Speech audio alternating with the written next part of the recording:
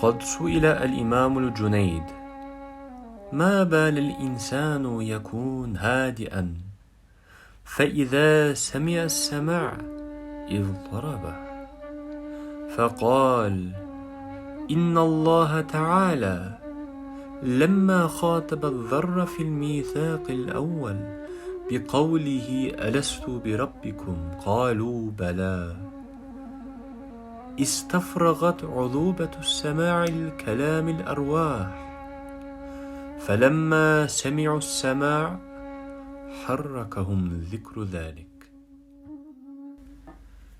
هذه الحكاية تبين لنا مكانة السماع عند الصوفيين. وما هو السماع؟ كما تعرف، مكانة الأدب والشعر كانت وما زالت عالية بين العرب، فزين وجمل الصوفيون أشعار العرفاء والأولياء التي تتكلم عن حب الله ورسوله، وأيضا أحوال الروح في سيره إلى الله بنغمات التي تحيي وتطيب الأرواح. قد بدأ ونشأ السماع بين الصوفيين، وبالإضافة إلى الذكر والخلوة والرياضات الروحانية صار من أهم عادات في التصوف. يعتقد الصوفيون أن عبر السماع يستطيعون أن يقربوا إلى ربهم، وهذا لأن كما نفهم من قول الإمام الجنيد: الكلمات والنغمات التي يسمعوها فتذكرهم صوت خالق السماوات والأرض الذي الروح منه وإليه راجع. لذلك السماع ليس لهوا أو لعبا، كما قال بعض العلماء الذي لا يرون فائدته، بل أصله ذكر الله وإظهار الاشتياق الروحي لله. وفي هذا الشأن كتب علماء كالإمام الغزالي وعبد الغني النابلسي عن جواز السماع.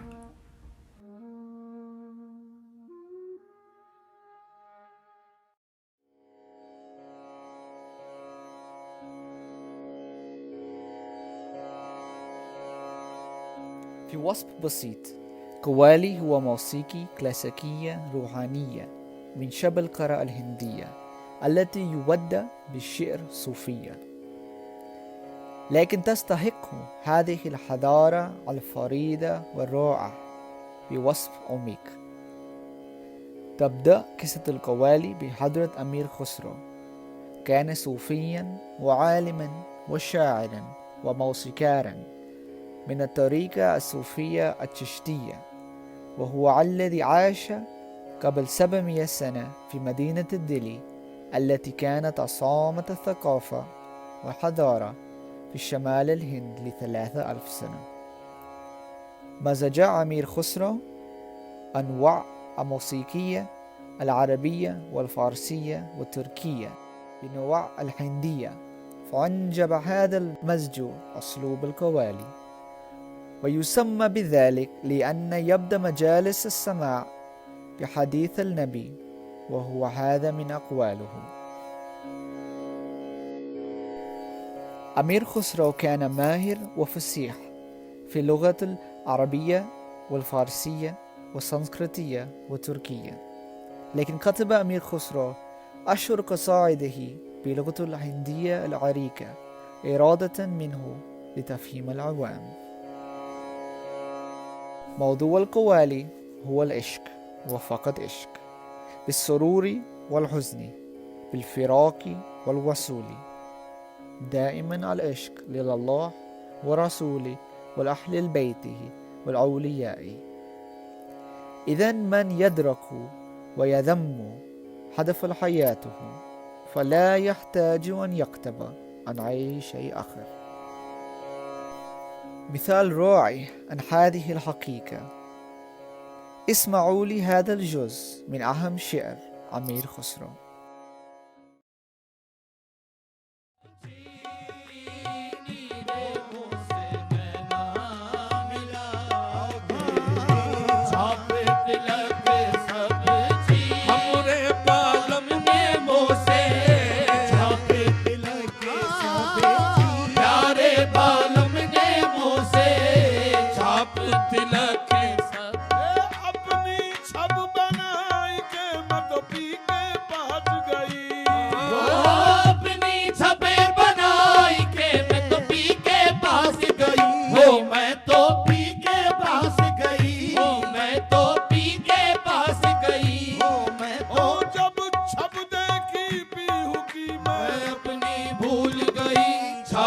तिलक सब छीनी रे मोसे नैना मिला के छाप तिलक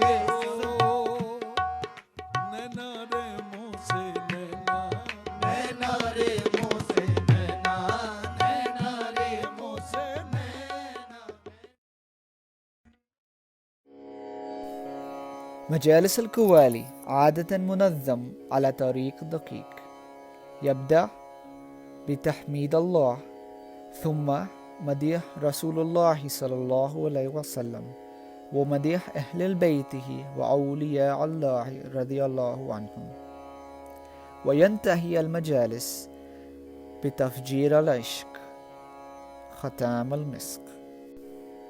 يتبع قوالي تركيب تقليدي ويوديه بالمجموع من 6 أشخاص أو أكثر، التي يقاد بالرأس المجموعة. قوالي هو فن دينامي بالشعر الذي يودي بالعربية والفارسية والأردو والهندية والبنجابية واللغات أخرى، وأيضا بمقامات موسيقية مختلفة، أحيانا كلها جميعها في نفس الوقت.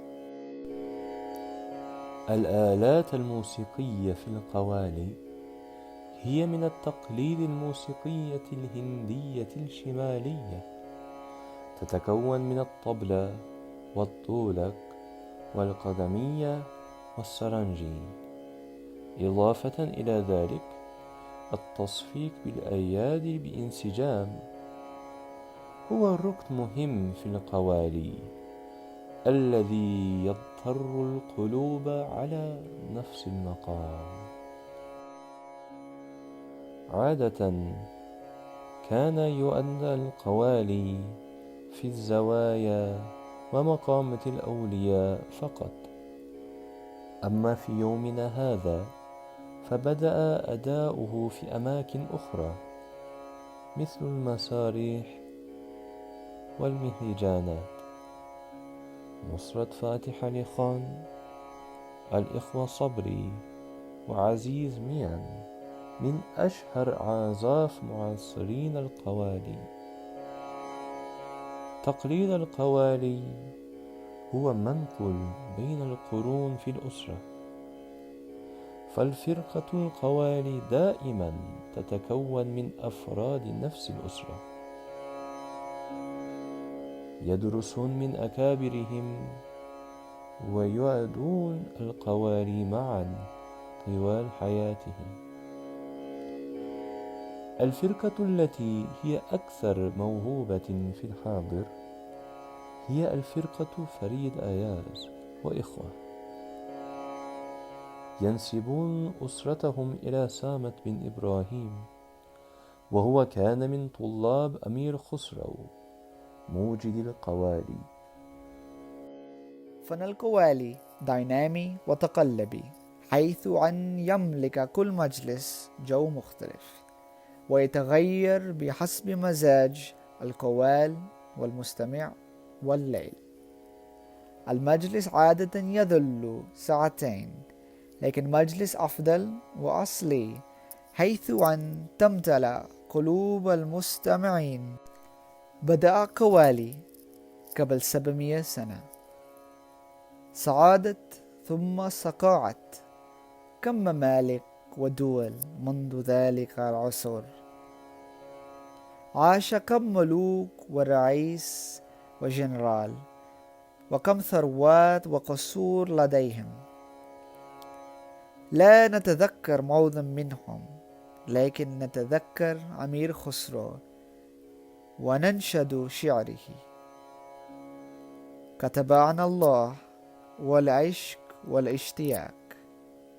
هذه عبارة عما يعيش في قلوب الناس أبدا.